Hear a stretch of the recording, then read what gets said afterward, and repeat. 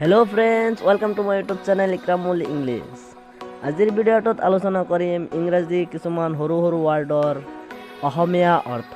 যিবোৰ ৱাৰ্ড আমি ডেইলি লাইফত ব্যৱহাৰ কৰি থাকো so let's start my video'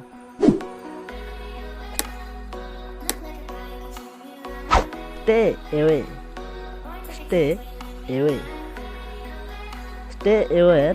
অসমীয়া অৰ্থ হ'ল আঁতৰি থকা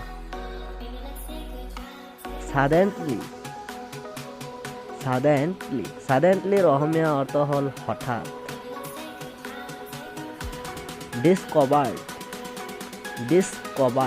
discovered অসমীয়া অৰ্থ হ'ল আৱিষ্কাৰ কৰা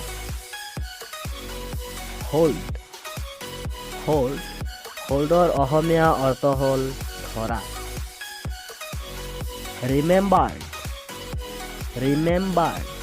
rememberedৰ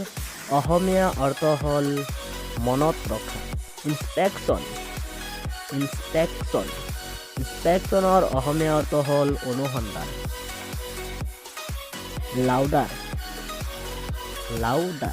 লাউডাৰৰ অসমীয়া অৰ্থ হ'ল ডাঙৰকৈ